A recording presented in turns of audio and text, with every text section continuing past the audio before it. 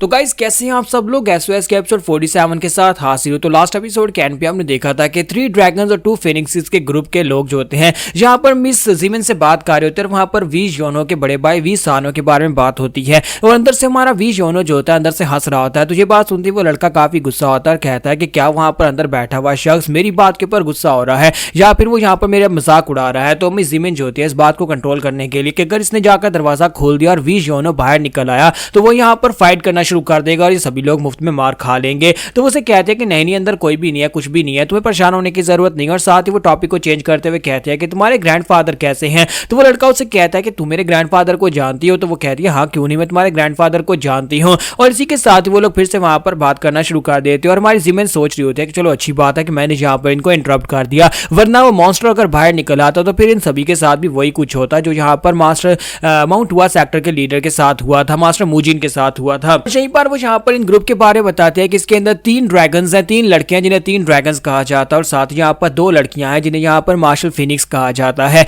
और इन सभी लोगों का ताल्लुक जो है अलग अलग सेक्टर्स के साथ है, जैसे Namgung clan, Jang clan, Wi clan और गैंग क्लैन हो गया। तो ये सारे के सारे अलग अलग क्लैंस के मेंबर्स हैं। और मिस जिमिन सोच रही होती है कि आज से पहले कभी मैं इनके साथ इस तरह से बात नहीं कर पाया क्योंकि इन सभी का स्टेटस बहुत ज्यादा हायर है, लेकिन मुझे लगता है कि वी योनो की वजह से फाइनली मैं यहाँ पर इन सभी से बात कर पा रही हूँ। और इसी के साथ ही वो लोग उन्हें वहां पर खाने की ऑफर करते हैं। तो सभी लोग टेबल के इर्द गिर्द बैठे होते हैं और वहां पर बैठे खाना खा रहे होते हैं और साथ ही बातें कर रहे होते हैं। तो माउंट हुआ सेक्टर के लीडर जो होते हैं उन लोगों से कहते हैं कि मैंने यहाँ पर तुम सभी लोगों के लिए काफी कुछ सुन रखा है कि तुम सभी वाकई में काफी ज्यादा फेमस हो। आजकल तुम लोग यहाँ पर यंगस्टर्स में काफी ज्यादा बेहतर हो। मैं यहाँ पर तुम्हारी कुछ ज्यादा तारीफ तो नहीं कर रहा। तो वो कहते हैं कि सर आप हमारी कुछ ज्यादा ही तारीफें कर रहे हैं। जब किसी के साथ एक लड़का उनसे कहता है क्यों ना आपके उस दोस्त को जो अंदर सो रहा है उसको भी जगा लें ताकि वो भी यहाँ पर आकर खाना एंजॉय कर सके। तो मास्टर मूजिन कहते हैं नहीं मुझे नहीं लगता कि एक अच्छा आइडिया है जाकर उसे जगाना, जब उसे यहाँ पर भूख लगेगी तो वो खुद ही आ जाएगा। और मिस जिमिन भी कहती है कि हाँ मुझे लगता है कि जब उसे भूख लगेगी तो वो खुद ही रेंगता हुआ यहाँ पर बाहर आ जाएगा। ये बात सुनने के बाद वो लड़का जो होता है यानी मार्शल ड्रैगन काफी ज्यादा हैरान होता है और कहता है कि आज यहाँ पर उस बंदे को जगाने के बारे में इस तरह की बात क्यों कर रहे हैं, उसे जगाना क्यों नहीं चाहते। क्या वो एक बहुत ही खतरनाक या फिर गुस्से वाला कोई बहुत ही पावरफुल मास्टर है जिसे ये जगाकर नाराज नहीं करना चाहते क्योंकि उसने कहा होगा कि उसे यहाँ पर डिस्टर्ब नहीं करना। तो इसी के साथ ही हमारी मार्शल फिनिक्स जो होती है उनमें से एक कहती है कि मैं यहाँ पर कुछ कहना चाहती हूँ। तो वो लोग कहते हैं हाँ क्यों नहीं, तुम बताओ तुम क्या कहना चाहती हो। तो मास्टर मूजिन कहते हैं कि हाँ बताओ क्या तुम हमसे बात करना चाहती हो। तो वो कहती है हाँ सर मैं यहाँ पर आप ही से बात करना चाहती हूँ। मैंने माउंट हुआ सेक्टर की तलवारबाजी के बारे में बहुत कुछ सुना है और मुझे लगता है कि आज फाइनली यहाँ पर मुझे माउंट हुआ की तलवारबाजी विटनेस करने का मौका मिलने वाला है। तो मास्टर मूजिन उसे कहता है कि तुम्हारा बहुत बहुत शुक्रिया हमारी तलवारबाजी की तारीफ करने के लिए, लेकिन मेरी डिसाइपल इस वक्त पहले की एक फाइट की वजह से अपनी इंटरनल इंजरीज से जूझ रही है जिसकी वजह से वो फाइट नहीं कर पाएगी। फिर किसी दिन तुम आना और हम लोग तुम्हारे साथ एक कंपटीशन रखेंगे। तो मार्शल फिनिक्स उसे कहती है कि मैं यहाँ पर आपकी डिसाइपल की बात तो कर ही नहीं रही, मैंने यहाँ पर आपकी डिसाइपल की बात नहीं की। यहाँ पर सिर्फ एक इंसान नहीं है जो कि माउंट हुआ सेक्टर की तलवारबाजी की टेक्निक्स को परफॉर्म कर सकता है। तो मास्टर मूजिन को यह बात सुनते ही झटका लगता है और बाकी के सभी लोग भी हैरान होते हैं कि ये लड़की यहाँ पर क्या बात कर रही है कि ये मास्टर मूजिन को यहाँ पर चैलेंज करना चाहती है जो कि एक कैल्डर है। तो मास्टर मूजिन कहता है क्या तुम यहाँ पर मुझसे फाइट करना चाहती हो। तो वो कहती है जी मास्टर मैं यहाँ पर आपसे फाइट करना चाहती हूँ और आपसे टीचिंग्स लेना चाहती हूँ। तो मास्टर भी उठकर खड़े हो जाते हैं और कहते हैं कि चलो क्यों नहीं, अगर तुम यहाँ पर मुझसे वाकई में टीचिंग्स लेना चाहती हो तो क्यों नहीं, मैं यहाँ पर तुम्हारे साथ जरूर फाइट करूंगा। और मैं यहाँ पर देखना चाहता हूँ कि मार्शल फिनिक्स क्या कर सकते हो और तुम्हें यहाँ पर दिखाना चाहता हूँ कि हमारे माउंट हुआ सेक्टर की तलवारबाजी कैसी है। तो वो कहते हैं कि मुझे इस बात से बहुत ज्यादा खुशी होगी और इसी के साथ ही वो दोनों वहां से साइड के ऊपर चल पड़ते हैं ताकि खुले एरिया में जाकर फाइट कर सके। तो इस बात से बाकी के सभी लोग सोच रहे होते हैं क्या वाकई में ये होने वाला है। हमारी एक फिनिक्स जो है यहाँ पर एल्डर से फाइट करने वाली है। तो एल्डर से कहता है कि लड़की यहाँ पर ध्यान से फाइट करना क्योंकि तुम एक बच्ची हो, इसका मतलब ये नहीं है कि मैं यहाँ पर बहुत ही आसान फाइट करने वाला हूँ। जबकि वो लड़की उनसे कहती है कि मेरी तलवार भी काफी ज्यादा तेज है, आपको बिल्कुल परेशान होने की जरूरत नहीं है। और दूसरी तरफ मिस जिमिन के साथ खड़ी उसकी जो डिसाइपल होती है वो उसे कहती है कि जिमिन कुछ करो ना, यहाँ पर इनको रोको, मेरे मास्टर यहाँ पर गुस्से में आकर कहीं मार्शल फिनिक्स के ऊपर अपनी फुल पावर्स को ना रिलीज कर दे। जिमिन कहती है कि क्या तुम्हें लगता है कि ये बंदा मेरी बात सुनेगा। और साथ ही वो सोच रहे होते हैं कि इस वक्त सिर्फ और सिर्फ एक इंसान है जो कि यहाँ पर इनको रोक सकता है, लेकिन उसे मैं जगाना नहीं चाहती।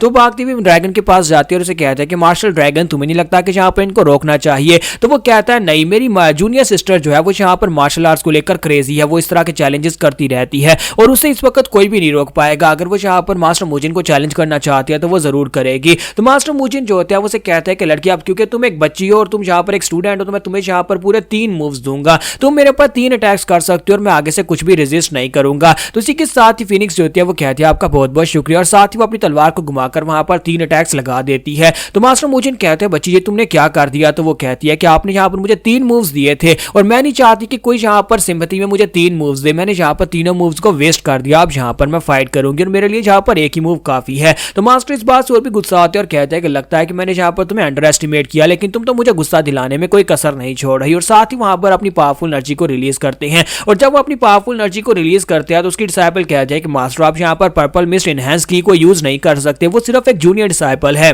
और साथ ही वो सोच रही होती है कि मुझे लगता है कि मास्टर यहाँ पर मिस्टर वी से हारने के बाद यहाँ पर कुछ ज्यादा पंप अप हो चुके हैं, इसी वजह से वो यहाँ पर इस लड़की को हर हाल में हराना चाहते हैं। तो इसी के साथ ही वो सोच रही होती है अगर वी योनो उठकर आ जाता है तो वो इस फाइट को रोक पाएगा। जबकि वी योनो जो होता है वो अंदर से कहता है कि यहाँ पर क्या शोर मचा रहे हो, क्या तुम लोग मुझे आराम से सोने दोगे भी या नहीं। और वो उठकर बाहर आ जाता है और कहता है कि मैं यहाँ पर सोने की कोशिश कर रहा हूँ, क्या तुम लोग यहाँ पर से किसी और जगह पर दफा हो जाकर फाइट करोगे। तो मास्टर मूचिन कहते हैं तो मिस्टर वी फाइनली आप भी यहाँ पर अपनी नींद से जाग ही गए। तो जब वो इतनी बात करते हैं तो वो सभी लड़के हैरान हो जाते हैं और कहते हैं कि ये क्या माउंट हुआ कि कैरेक्टर यहाँ पर इसे मिस्टर वी कहकर क्यों पुकार रहे हैं। जबकि वो मार्शल फिनिक्स लड़की जो होती है वो जैसी वहां पर वी योनो की तरफ देखती है, इसी के साथ ही वहां पर हैरान हो जाती है। और यहीं पर से नेक्स्ट सीन जो होता है फैमिली का दिखाया जाता है, जहां पर हमारी जो डॉक्टर थी यानी कि सोहा की बहन जो थी वो यहाँ पर आंटी का इलाज कर रही थी, हमारे वी योनो की मदर का इलाज कर रही थी। तो वो कहती है कि 3 दिन तक आपको रेस्ट करना होगी, उसके बाद आप बिल्कुल परफेक्ट हो जाएंगी। तो जब वहां पर से चली जाती है तो आंटी कहती है कि मुझे लगता है कि ये लड़की हमारी बहू बनने के लिए बिल्कुल परफेक्ट है।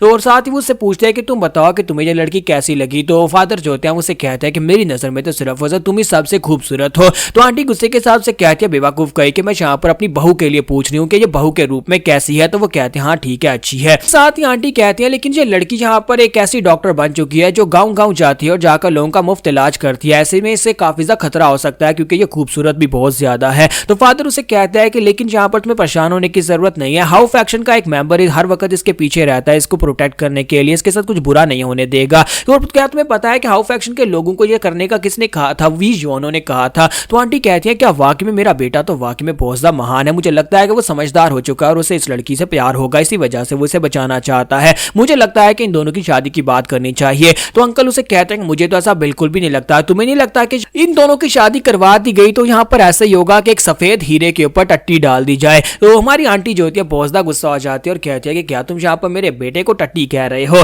तो इसी के साथ ही वो उसे पीटना शुरू कर देती है। जबकि यहीं पर से नेक्स्ट सीन जो होता है फिर से उस जगह का दिखाया जाता है जहां पर हमारा वी योनो जो होता है वो उठ चुका है, वो लड़की जो होती है वो बहुत ज्यादा हैरान हो रही होती है। तुम्हारा वी योनो देख रहा होता है, कहता है कि ये क्या जी तो एक बच्ची से फाइट कर रहा है। मुझे इनसे कहता है कि कहीं तुम पागल तो नहीं है, तुम्हें यहाँ पर बच्चों से फाइट करने का शौक तो नहीं है, तुम फिर से यहाँ पर एक बच्ची से फाइट कर रहे हो। इस जमीन से कहते हैं कि मिस्टर वी योनो ऐसी कोई बात नहीं, आप यहाँ पर गलत समझ रहे हैं, ये एक मार्शल फिनिक्स और इसने खुद यहाँ पर चैलेंज किया था। जब किसी के साथ जो मार्शल फिनिक्स जो होती है वो अपनी तलवार फेंक देती है। तो अपनी तलवार फेंकने के बाद हमारे वी योनो की तरफ आगे बढ़ते और कहते हैं कि तुम लोगों ने यहाँ पर क्या कहा, तुमने इसे यहाँ पर मिस्टर वी योनो कहा, क्या तुम लोग यहाँ पर इसे वी योनो कह रहे हो, क्या ये गोंगडैंग क्लैन का मिस्टर वी योनो है। और साथ ही वो आगे बढ़ती है और वहां पर हमारे वी योनो के पास चली जाती है और जाकर उसे कहते हैं कि तुम्हारा नाम वी योनो है। तो वो कहता है कि हाँ मेरे ही नाम वी योनो है। जैसे वो इतनी बात करने लगता है इसी के साथ उसके मुंह पर थप्पड़ पड़ता है और हमारा वी योनो जो होता है वहीं पर से लुढ़कता हुआ ग्राउंड के ऊपर जा गिरता है। और उठने के बाद वो कहता है ये तुमने क्या किया, तुमने मुझे थप्पड़ क्यों मारा। बाकी सभी लोग बहुत ज्यादा हैरान हो जाते हैं। तो वो सभी लोग कहते हैं कि ये अचानक से क्या हो गया। तो योनो से कहता है कि तुम्हें क्या हो गया, तुमने मुझे थप्पड़ क्यों मारा। तो आगे से वो लड़की रोना शुरू कर देती है और कहती है